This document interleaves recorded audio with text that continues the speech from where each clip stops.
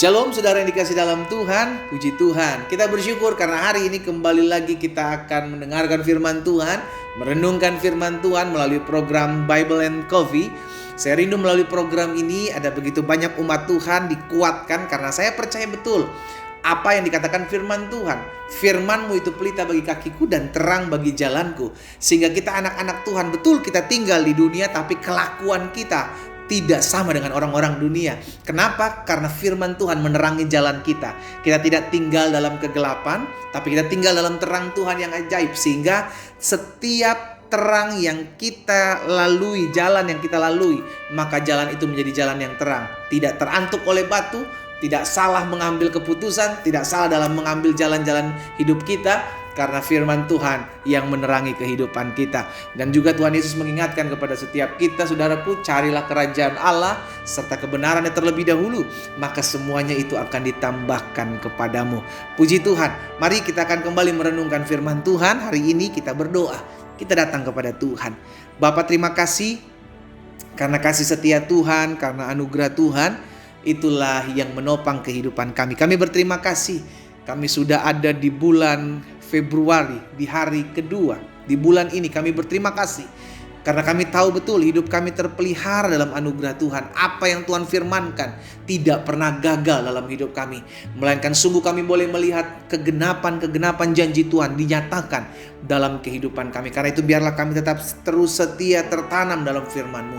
Urapi kami dengan roh hikmat dan wahyu, sehingga ketika kami belajar akan firman-Mu, kami mengerti akan kebenaran. Dan biarlah kebenaran ini yang memerdekakan hidup kami. Dalam nama Tuhan Yesus kami berdoa. Haleluya. Amin, amin. Saudara dikasih dalam Tuhan, ada satu perkataan Tuhan Yesus kepada Petrus. Saudara dikasih dalam Tuhan ketika dia melakukan sesuatu. Ketika Petrus melakukan sesuatu hal yang bodoh. Ketika ada begitu banyak orang-orang yang dibawa oleh Yudas, yang diarahkan, disuruh oleh imam besar untuk menangkap Yesus. Dan Petrus melakukan suatu tindakan yang tidak berkenan kepada Tuhan. Kita lihat ya dalam Matius 26 ayat 53 sampai dengan 54. Dua ayat ini saudara dikasih dalam Tuhan. Tuhan Yesus bilang begini, "Atau kau sangka bahwa aku tidak dapat berseru kepada Bapakku supaya ia segera mengirim lebih dari 12 pasukan malaikat membantu aku?" Jadi suatu kali Petrus mengambil suatu keputusan yang salah ketika dia akan menebas telinga dari salah seorang yang menangkap Yesus pada saat itu. Yesus tidak berkata, "Weh Petrus hebat, Petrus luar biasa, ayo kita bantai sama-sama." No, kenapa? Karena yang Yesus ajarkan adalah kasih. Yang Yesus adalah ajarkan kasih. Itu sebabnya dia tegur Petrus. "Hei maksudnya Petrus, engkau sangka aku tidak bisa membela diriku, ya kan? Kita nggak pernah membela Tuhan kita. Kitalah yang perlu dibela oleh Tuhan." Amin saudara. Kita nggak perlu membela Tuhan. Karena Tuhan kita adalah Tuhan yang membela kita. Siapa manusia yang membela Allah? Kitalah yang perlu dibela oleh Allah. Kitalah yang perlu ditolong oleh Allah. Hal ini terkata disampaikan oleh Yesus kepada Petrus.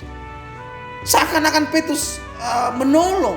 Seakan-akan Petrus membuat suatu hal yang membela Yesus. No. Yesus tegur. "Hei Petrus, kau sangka aku tidak dapat berseru kepada Bapa supaya ia segera mengirim lebih dari 12 pasukan malaikat membantu aku?" Yesus bisa kalau Yesus mau. Nah masalahnya Yesus datang memang untuk mati. Yesus datang memang untuk disalibkan. Karena kalau dia tidak mati, dia tidak disalibkan, maka sia-sialah kedatangan dia. Dia datang untuk menebus hidup dosa manusia. Dosa hidup saudara dan saya. Dengan cara apa? Menjadi kutuk, mati di atas kayu salib. Dengan demikian, di atas kayu salib Yesus berkata, "Sudah selesai." Apa maksudnya sudah selesai? Misi kedatangannya ke dunia ini, yakni untuk mati di atas kayu salib. Jadi Petrus akan membela Yesus, tapi Yesus bilang, "No, jangan sok pahlawan lah. Kita nggak bisa bela Tuhan kok. Kita nggak bisa bela Alkitab, firman Tuhan, kebenaran itu yang memerdekakan kita. Justru kebenaran itu yang memerdekakan hidup kita. Kita nggak perlu membela-bela Alkitab. Kita nggak perlu membela-bela Allah. Kitalah yang perlu dibela oleh firman Tuhan. Kita perlu dibela oleh Allah kita." Ayat 54. "Jika begitu, bagaimanakah akan digenapi yang tertulis dalam kitab suci yang mengatakan bahwa harus terjadi demikian?" Saudara, dari hal ini kita belajar bahwa yang Yesus lakukan selalu adalah menggenapi apa yang dikatakan firman. Bahwa dia harus datang. Makanya dia bilang sama Petrus, bagaimana kalau engkau melakukan segala sesuatu itu, engkau melakukan perlawanan, maka nggak akan digenapi apa yang ditulis dalam kitab suci, bahwa aku harus mati, aku harus ditangkap, aku harus mati. Justru karena kata Yesus, justru aku mesti mati. Aku mesti ditangkap, aku mesti disalib, aku mesti mati. Tapi kalau engkau membela aku, justru engkau melakukan apa yang kau mau, bukan apa yang Allah mau. Nah, saudara dikasih dalam Tuhan, ini yang mesti kita ingat. Yang Yesus lakukan selalu apa yang menggenapi firman. Amin. Yesus selalu melakukan apa yang menggenapi firman. Jadi memang kedatangan Yesus untuk menggenapi apa yang firman Tuhan katakan. Sehingga akhirnya kita mengerti bahwa tidak ada satu perkataan dari firman Tuhan yang akan gugur. Sama-sama katakan amin. Yes. Hidup kita harus dasari firman. Kenapa? Karena hidup kita tidak ditentukan oleh apa perkataan manusia tentang kita. Manusia melihat rupa, saudaraku. Dia akan menilai kita sesuai dengan apa yang dia nilai tentang kita. Tapi Allah dengan firman-Nya menilai kita karena memang kita berharga dan kita bernilai. Katakan sama-sama, bilang sama saya bernilai di hadapan Tuhan. Amin. Itu sebabnya dalam Yesaya 55 ayat 11 firman Tuhan bilang begini. Demikianlah firman-Ku yang keluar dari mulut-Ku tidak akan kembali kepadaku dengan sia-sia, tetapi ia akan melaksanakan apa yang ku kehendaki. Wow.